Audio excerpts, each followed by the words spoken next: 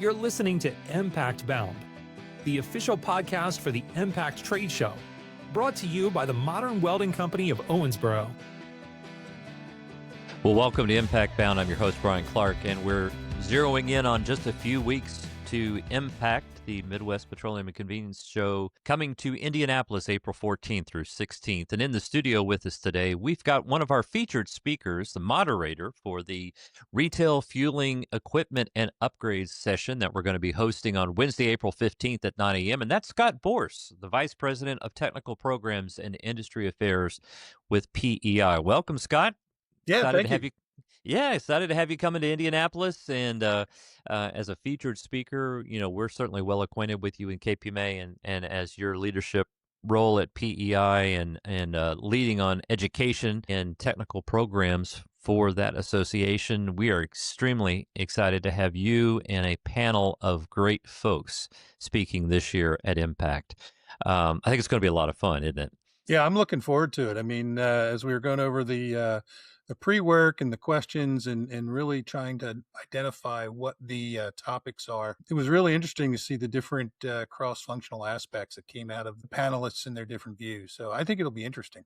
So this panel session focuses on timely maintenance, modernization, and future direction of petroleum equipment and infrastructure. And we've got some great subject matter experts that are going to be joining you as panelists that you're going to get a chance to talk with.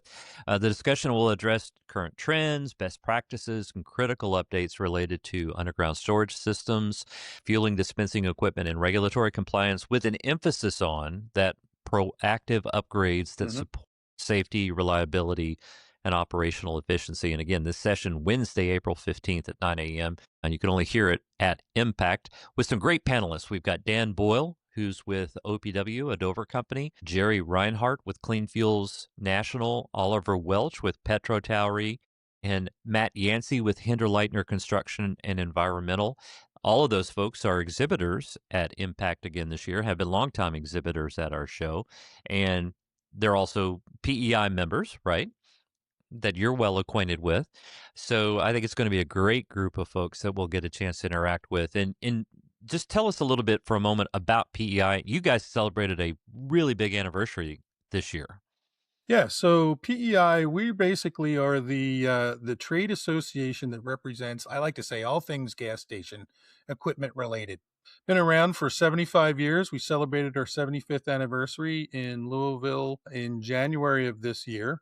And basically, we represent a little more than 1,600 international companies, primarily in the United States. About 90% of them are in the United States, but anywhere from manufacturing, installation, service, maintenance, testing, affiliates, environmental companies. Everyone can kind of be part of PEI. Anyone that provides a service to the retail motor fueling industry is really part of the PEI industry as well. And your all's website, pei.org, I believe. That is correct, yes. To get more information about you. But I had the pleasure, since you came to Kentucky for your anniversary, where you all were started at the Brown Hotel. But you guys put on a great event for your 75th anniversary at the Brown Hotel. And that was an exciting time.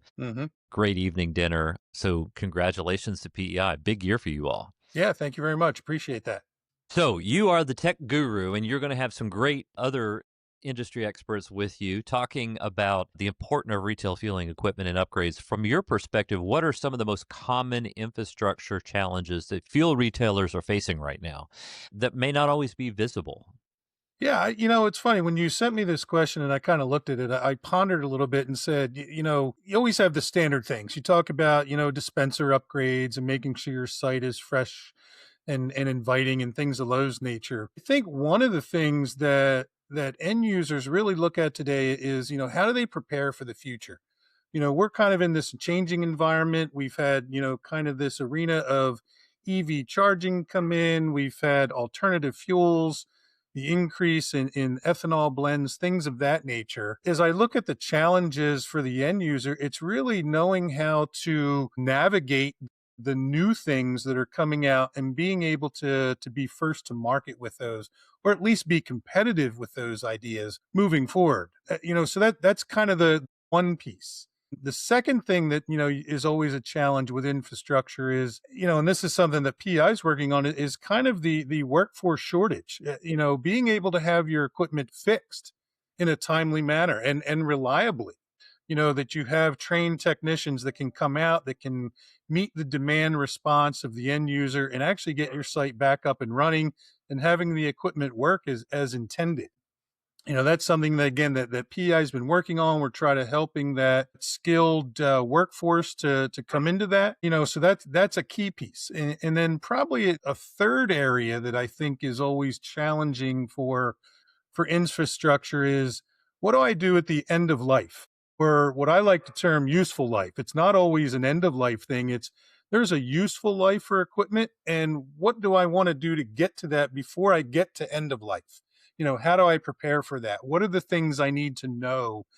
And working with your manufacturers, working with your service providers, they can help you plan for that moving forward. So again, kind of those three things: it's preparing for the future, kind of a workforce shortage and making sure you have the technicians there, but then also, how do I plan ahead to make sure that my equipment stays relevant in that it's functional and reliable for my end user, aka the customer. That's certainly a big part of not only this panel, but what you all are doing at PEI as well, right? I mean, Right. workforce initiatives. I know Jason Blake, your president, has really talked about that from the start of his presidency. That is a major focus of your Mhm. all's. And this session is going to focus on that, but on the maintenance and the modernization of that petroleum equipment side of the conversations. Additionally, from your perspective, then why is it so important for the operators to start thinking proactively about their infrastructure rather than waiting until something fails? Yeah, I think this is kind of the age old question in service and maintenance, whether it's petroleum equipment, HVAC, or food service, or any of that. It really comes down to, do you want to be a reactive end user or proactive? And a lot of times proactive is somewhat more complex to figure out, because you're kind of making a determination on, or planning ahead on, when things may fail. And sometimes spending that money up front is hard to do because it's not broken yet. The old adage, hey, if it ain't broke, don't fix it, that type of thing. So, they're the two philosophies that I think really come into play here. It's reactive versus proactive. Hmm. I will say, though, that historically, and I think the data prove this, that those end users that end up being more proactive tend to have a lower total cost of ownership in the long run, which always provides, better value for you coming back. The other thing it does is it makes you look at as a more reliable marketer. So your equipment's not broken. It's not broken, on 4th of July weekend, because you've been proactive and you've taken advantage of that.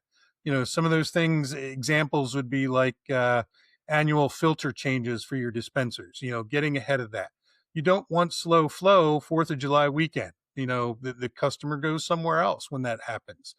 You don't want that dispenser to be pumping 2 gallons a minute when it can pump 10 gallons a minute. So using that as an example, that's one of the things that I think you need to understand, in being proactive and looking at those things. It's also working with your service providers. And I kind of mentioned this in the first question about, when we get to that useful life of equipment or end of life of equipment, understanding and preparing and replacing that before you can't get parts anymore for something like that. We're going through a situation now in the industry where, you know, some sort of tank, or some tank monitors are at the end of life, and some people want to continue to use them, but now parts are becoming hard to get because the manufacturer's not making parts for the older units anymore. And I use the tank monitor, but that happens with dispensers, it happens with air machines, it happens with all kinds of different equipment, and then when you get to that, now all of a sudden you have to make a decision as that marketer, hey, I can't get parts for this. Now my piece of equipment doesn't work.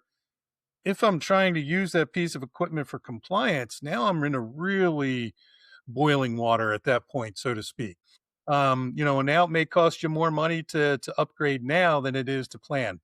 Along those lines, it's also for multiple site owners, I guess, is another piece. Planning ahead so that you all of a sudden you don't just come and realize, oh my goodness, I need 50 new of these things and they're $10,000 a piece. Where am I going to get that $200,000? So, planning ahead and trying to financially value proposition your things, I think really is the way that the end user and the marketers need to look at that. And your service providers can always help you with that too. Well, and you've got some great service providers to that point on this panel. And Right. plus they're just some great guys. They're hilarious. It's going to be a lot of fun. I mean, Dan and Jerry, Oliver, Matt, they're industry experts and they're going to talk about with you testing and compliance requirements too, right? Right. Right. They can sometimes disrupt daily operations. So, how do you stay ahead of that? What are some ways that you see the industry working to reduce that downtime while still maintaining strong safety and compliance standards? Yeah, I think that's the balance, Brian, that you always have to do. A lot of what I'm starting to see now is this: instead of disrupting the daytime hours when we tend to sell more fuel, we're seeing testing being done in the later hours, evening hours, or even overnight. However, there's always that inherent safety issue that gets caused with that, but it's a trade-off. Do I test during the day when I've got a lot of traffic on my site? That's a safety issue. Or do I test overnight, when I might not be able to see things as clearly? It might take a little longer to do it, something on those lines. But that's the one key thing that I've seen a lot of end users move to, or marketers, is to try to do things overnight, um, Hmm. but also schedule them. It's not out of the question that in some slower sites, maybe things get done on a Saturday or a Sunday. Again, some sites are going to be extremely busy on the weekends, and that wouldn't necessarily work for them. But again, kind of this off hours testing piece. The other thing I've seen is, instead of trying to do everything all at once, and again, this probably increases the cost a little bit, but doing periodic testing, so one day you do one set of testing and then the next day you do another set of testing. And instead of disrupting the site for, 6, 8, or 10 hours, you're only disrupting the site for an hour or two. Again, you've got to balance that with, Hmm. your ultimate sales and what goes on at the site, and the cost of service providers probably frown at that a little bit because they want to come in and get everything done all at once and be able to send you a big invoice. So, and that's the other issue. The other thing along that is too, is when you actually have things that fail, having your Hmm. service provider have those parts on hand that they can fix them while they're there on site and not have to return. Again, it's disruption, but it's disruption only one time. So that's kind of one of the key trends that I've seen lately. One of the other things that I'll point to is really in site design. And I've seen several marketers do this. I did this when I wore that hat back in the day. But we used to design the site so that I could close half of the site at any one time. Therefore, I could leave half the site open, portion off another site where we could do all of the testing. Now, again, you can't always do tank testing for that, but if it was sump testing or dispenser testing or nozzle testing or something like that, that was not as disruptive to the customer flow.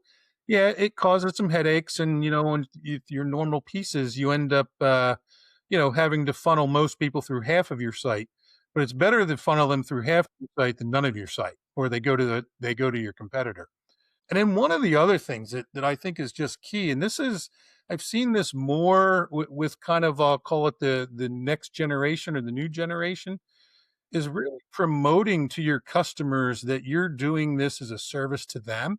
So this Hmm. thing is to protect the environment, to make sure that they have a quality product, and you alert them to that. So let's say 2 or 3 days before the testing, you put up signs and make the customer aware that, hey, Tuesday afternoon from 4 to 7, we're going to be shut down because we're here to test and protect the environment.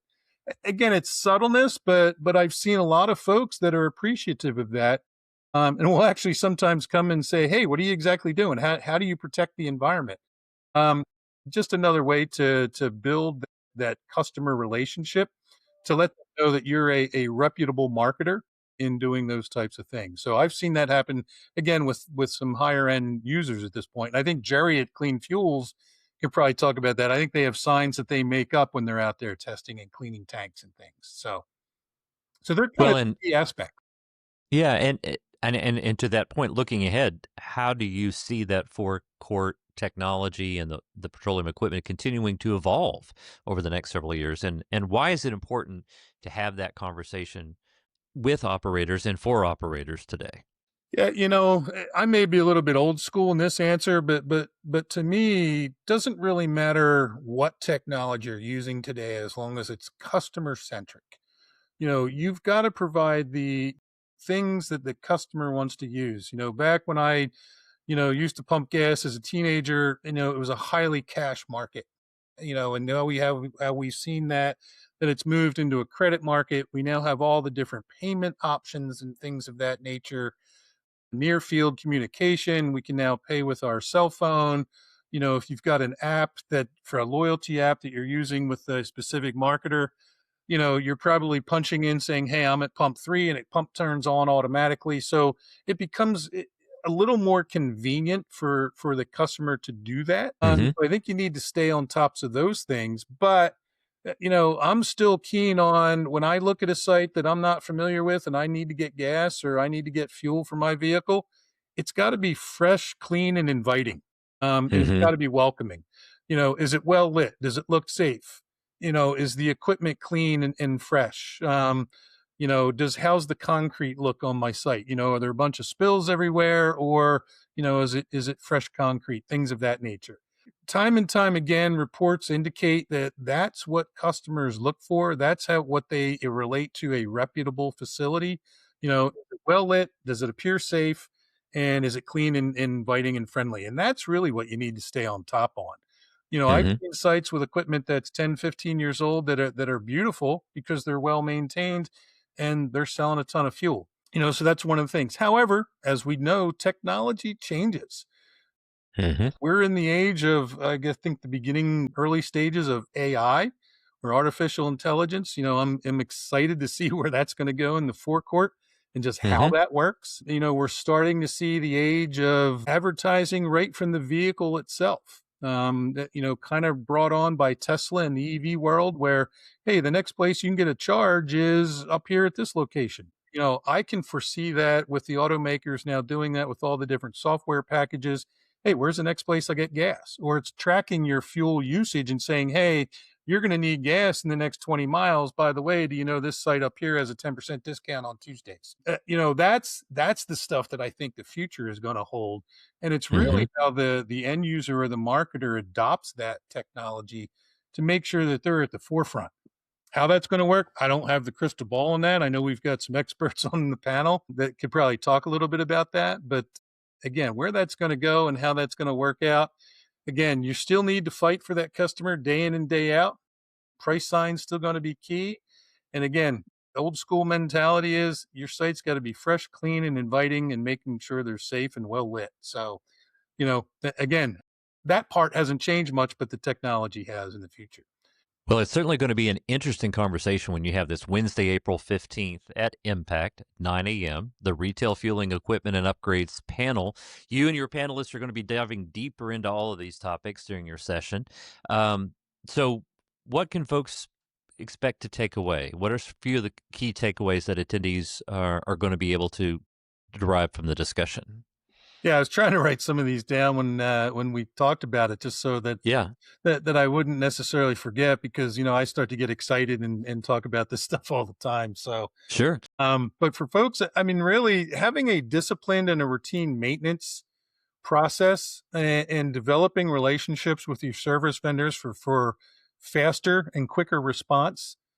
Anytime that you can increase your uptime and minimize your downtime, that's really going to set you apart from your competitor. So again, building relationships with your service vendor and having that disciplined routine maintenance process is probably the first takeaway. I think one of the other things is also just staying in the forefront of the changing environment. Your underground storage tank infrastructure can change periodically. We're getting towards the end of useful life on a lot of our underground storage tank systems, and it's preparing for that now. Don't wait until something changes. Don't wait until your insurance company now hits you with a big premium because your systems are older than what they want, or regulations change. Try to stay ahead of that. Make sure you're proactive and not reactive to these things. And then lastly, I kind of think we talked about this is just what's the AI revolution look like, and how does that impact us? And it's not just AI necessarily. I kind of equate that into more IP-based solutions, cloud-based solutions? What's that technology look like? Less, or I should say more wireless connections, things of that nature. Payment systems and loyalty, I think, are really going to be key aspects as we move forward. And again, those that come and see this session, you'll hear all the different viewpoints from our experts on the panel of how all these things are going to relate probably over the next 5 to 7 years. It's a lot of dynamic information, right? Big information, big data that is filtering its way into the average convenience experience. Yeah, yeah. And I think one of the things to remember, Brian, is sometimes it's not always for the large marketer. I think the AI revolution is really going to help your small to medium sized marketer just with data analysis and analytics and things of that nature that they just weren't able to get previously. I mean, now you can use a standard, Google search or chat or something of that nature with your own data. If you're willing to kind of upload it into an AI system, and it can tell you things that you probably never knew about before, or ask questions that you couldn't really get the answers without, hiring you know, a high price consultant or something. So I think that's actually going to change, and you're more proactive marketers that kind of engage and embrace that technology. I think they're going to be the leaders of the future. Yeah, it's the economies of scale and then really using that data and the technology in a smart way, right? Right, And that right. helps you stay head of the field, and really that's what this session is going to help us explore, talking about retail fueling equipment and upgrades, what's on the horizon, what are those trends, best practices, and critical updates that you need to be staying up to date on for staying competitive and for keeping your store in the best place that it can be. And you've got some great panelists again: Dan Boyle, Jerry Reinhardt, Oliver Welch, Matt Yancey. They're going to be joining you for that discussion, and you can only hear it if you're at M-PACT with Scott Boorse from PEI on Wednesday, April 15th at 9 a.m. Scott, we appreciate your time in the studio with us today. Thank you so much for joining us. You are always just a fountain of information and wisdom. And I know you're going to do a fantastic job with this group of subject matter experts that are going to be featured at this session coming up at M-PACT. Great. Yeah, I'm looking forward to it, and like I said, I'm excited to host this. Again, I think it's going to be well worth the hour time invested to learn where the industry is going, especially in that forecourt market. Absolutely. Well, again, congratulations to PEI on your 75th anniversary. Great to have you with us again at M-PACT, and we're looking forward to this session on April 15th. And of course, you can only hear it if you're registered to attend M-PACT April 13th through 16th in Indianapolis at the Indiana Convention Center. Learn more at www.m-pact.org and get registered for the show and come out and join us in Indianapolis. Thanks again, Scott. Appreciate you being with us today. All right, appreciate it. Thank you very much for the opportunity. And we look forward to seeing you at M-PACT April 15th in Indianapolis. We'll see you there. For more information, visit m-pact.org